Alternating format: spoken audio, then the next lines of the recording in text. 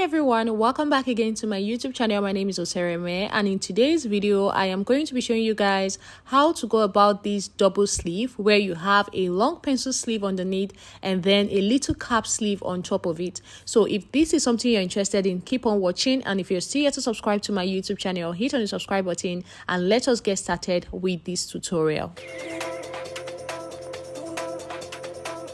To make this sleeve, you need about 1 yard of your Chantilly lace for the long pencil sleeve, and then you need just about half yard or whatever fabric you intend to use on top of it.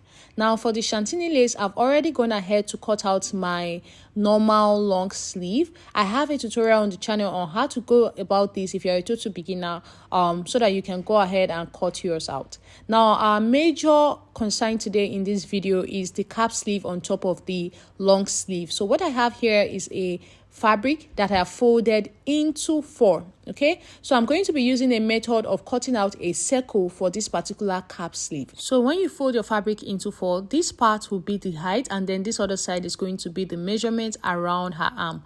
So on this side, I'm going to mark my client's round arm measurement.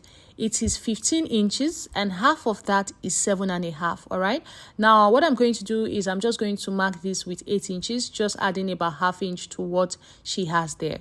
Now for the height, the length of the sleeve, it's not supposed to be very long. Okay, so you can use 7, you can use 8, but because I'm using like a circle method here, I'm going to use 8 as well, just like I used around the armhole.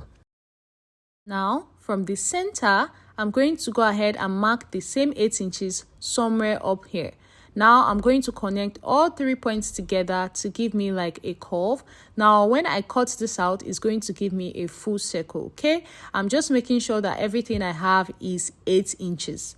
Now once you're through with this, the next thing you're going to go ahead and do is cut it out. Alright guys, so this is it. If you open this up, it's going to give you a full circle. But now I'm just going to go ahead and cut it open on one end to give me 2 semicircle, and that's going to give me the bold cap sleeves. Okay, so now once you're through with this, the next thing you want to do is you will notice that you cannot place this on the cap of the bottom sleeve, and it should actually look nice and simple. Now this particular one is not going to be very big, but it's going to just sit perfectly using this circle method. So I'm going to go over now and cut out lining for these pieces. So this is it. I've cut out lining for the both of them. I made the lining a bit shorter, just a little bit. Okay, so what I'm going to go ahead and do now is to just stitch down this area that I'm pinning down, which is the straight part. So I'm going to stitch it down right sides facing each other, and after which I'm going to turn it over to the right side and make sure that the lining and the actual fabric are now well aligned, and I'm going to iron it out and weave on the right side. So I'm going to do this first, turn it over and weave on the right side. That's the upper curved part. If you didn't understand the explanation earlier, now this is what I mean. I turned it over to the right side and then I weaved all the way across the curved part, and now this is what I have. So what we are going to do now is to place this on the cap area of our sleeve. So on the cap, just on the cap. I think my cap ends here at about 7 inches. This area I marked was too low. It was above, so I actually shifted it up before I stitched it down on the sewing machine. Just on the cap where the curve ended on your cap. So once you're through with this, you're going to go ahead and pin down your center of the 2 sleeves, and then you're going to bring the bottom of the top sleeve to where the cap started from. Okay, that's where your curve stopped. Mine is too low here. When I was done on the sewing machine, I actually shifted it when I realized that it was too low. Okay, so now once you've arranged it on the cap, you're going to now pleat on the upper part. So you're pleating the upper part onto the bottom sleeve. So it's just very simple. Just make pleats just like you see me doing like this. So you will notice that it's just pleated nicely, and you will do the exact same thing to the other side and then just stitch it down on the sewing machine. So let's go over to the sewing machine and do it together.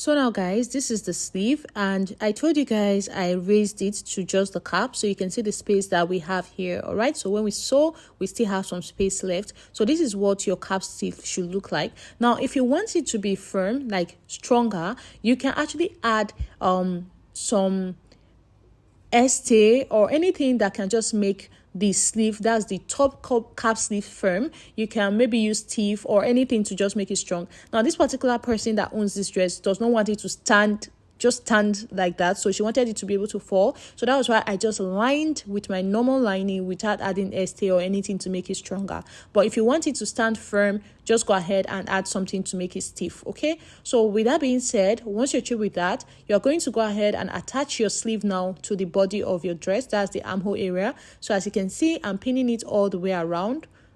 Okay, so you can see what it's already looking like. So I'm just going to pin the other side, go over to the sewing machine and stitch it around, and I'm going to do the exact same thing for the other side of the sleeve as well. And once you're through with that, go ahead and join the side of your dress from the sleeve all the way through the body, and you're basically done with this. So I'm going to stitch this down now and finish this up. So now this is it. This is what I had after I was done stitching it down and stitching down the sides of my dress, and you can see how beautiful and simple it looks.